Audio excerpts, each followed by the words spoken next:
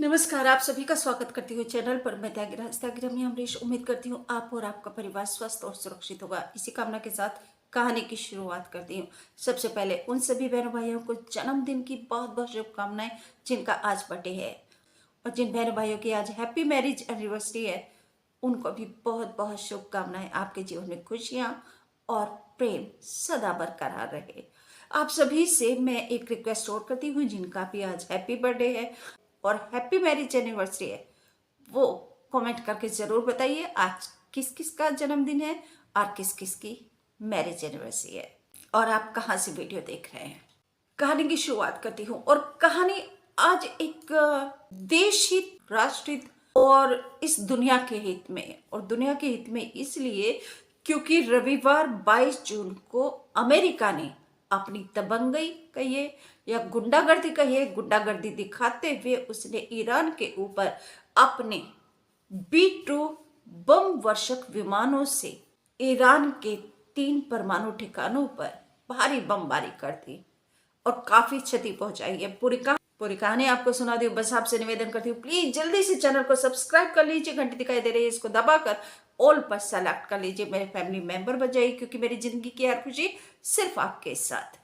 रविवार 22 जून 2025 सुबह का समय लगभग सुबह का 4:30 बजे थे कि अमेरिका के B-2 बम वर्षक विमानों ने ईरान के 3 परमाणु ठिकानों पर ताबड़तोड़ बम वर्षा कर दी, जिनमें फोर्डो पिक्चर देखिए, फोर्डो परमाणु साइट की। और इस पहान में हालांकि जानकारी ये मिली है कि ईरान के राष्ट्रपति खेमेई वह कहीं अंडरग्राउंड हो गए थे, लेकिन अमेरिकी राष्ट्रपति ट्रंप ने ये ट्वीट भी किया कि वो चाहे छुप गए हैं, हमें पता है कहाँ छुपे हैं, लेकिन हमारा कोई ऐसा इरादा नहीं कि हम उनको बाहर निकालें और उनकी हत्या करें। परंतु यह सोचने वाली बात यह है कि अमेरिका हजारों किलोमीटर दूर चल के ईरान के ऊपर उसने बम वर्षा की, उस ईरान के परमाणु ठिकानों के ऊपर। अमेरिका का कई दिन से ये बोल भी रहा था कि ईरान जो है वह शांत हो जाए, ईरान जो है वह युद्ध बंद कर दे, नहीं तो अमेरिका जवाब देगा। और जैसा माना जा रहा था अमेरिका ने उसी के अनुरूप इस युद्ध में, और जैसा जानकारों के द्वारा समझा जा रहा था कि अमेरिका इस युद्ध में जरूर भाग लेगा, तो अमेरिका ने वही किया। रविवार 22 जून को उसने अपने बम वर्षकों से ईरान के ऊपर हमला करके इस बात को साबित कर दिया। हालांकि अमेरिका के इस कदम की इजराइल ने बहुत ज्यादा तारीफ की है, और उन्होंने ये भी कहा है कि ताकत से शांति स्थापित होती है। ये कहा है इजराइल के प्रेसिडेंट बेंजामिन नेतन्याहू ने। हालांकि और इस हमले के ऊपर जो दुनिया के देश है वे 2 हिस्सों में बंटे नजर आ रहे हैं। काफी सारे देशों ने अमेरिका के इस कदम की आलोचना की है। खुद अमेरिका के अंदर ही अमेरिका के हमलों का विरोध शुरू हो गया।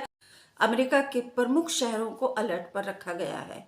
लेकिन यहाँ पर अमेरिका के अंदर एक बात यह भी उठ रही है कि इसके साथ ही अमेरिका में यह भी आवाज बुलंद हो रही है कि क्या राष्ट्रपति ट्रंप को विपक्षी दल कांग्रेस का अप्रूवल लिए बिना हमला करना चाहिए था, उनको यह अधिकार है।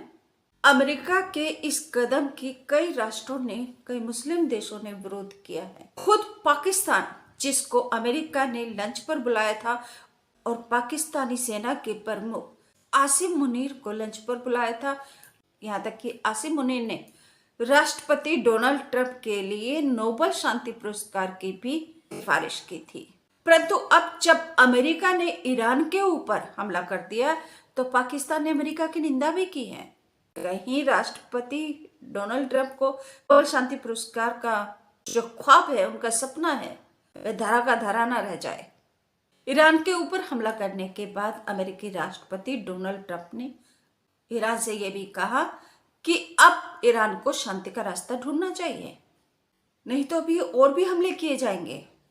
अमेरिका के इस कदम से, यानी कि ईरान के ऊपर हमला करने के कदम से मुस्लिम राष्ट्रों में काफी आक्रोश है, रोष है। खुद सऊदी अरब, जो कि सुन्नी बाहुल्य है, लेकिन उसने भी ईरान के ऊपर हमले का विरोध किया है और कहा है कि अमेरिका का ईरान के ऊपर हमला ईरान की संप्रभुता का उल्लंघन है। ओमान ने इसे अवैध आक्रमण बताया है। पाकिस्तान के विदेश मंत्रालय की ओर से कहा गया है कि ईरान के ऊपर अमेरिका का हमला वाकई में चिंता बढ़ाने वाला है। हम ईरान के साथ एकजुटता दिखाते हैं और सभी पक्षों से शांति की भी अपील करते हैं। इराक ईरान का पड़ोसी मुल्क है, उसने भी ईरान की संप्रभुता का उल्लंघन बताया है अमेरिकी हमलों को और अमेरिका की दखलंदाजी का विरोध किया है। इराक ने कहा है Islamic Republic of Iraq Iran में परमाणु ठिकानों को निशाना बनाना गलत है, हम इसकी निंदा करते हैं। अमेरिकी हमले से इस क्षेत्र में शांति और सुरक्षा के लिए खतरा उत्पन्न हो गया है। ईरान ने अमेरिकी हमलों को अंतर्राष्ट्रीय कानून का उल्लंघन बताया। इससे पहले ईरान ने भी अमेरिकी हमले को अंतर्राष्ट्रीय कानून का उल्लंघन बताया और कहा कि अमेरिका संयुक्त राष्ट्र सुरक्षा परिषद का परमानेंट मेंबर है और उसने ईरान पर हमला करके यूएन चार्टर, अंतर्राष्ट्रीय कानून और परमाणु अप्रसार संधि का घोर उल्लंघन किया है। ईरान ने कहा है कि अब ईरान के पास भी पलटवार करने के सभी ऑप्शन खुले हैं। अगर ये वर्ल्ड वार की शुरुआत होती है तो इससे भारत भी अछूता नहीं रहेगा और भारत को क्या कीमत चुकानी पड़ेगी ये आने वाला समय ही बताएगा और विस्तार से चर्चा करेंगे। मैं और लाइव आकर आपके साथ विस्तार से चर्चा करूंगी। बस आपसे निवेदन करती हूँ कि प्लीज जल्दी से चैनल को सब्सक्राइब कर लीजिए, घंटी दिखाई दे रही है इसको दबाकर ऑल पर सेलेक्ट कर लीजिए, मेरे फैमिली मेंबर बन जाइए। वीडियो को लाइक करके शेयर जरूर कर दीजिए। नमस्कार, थैंक यू।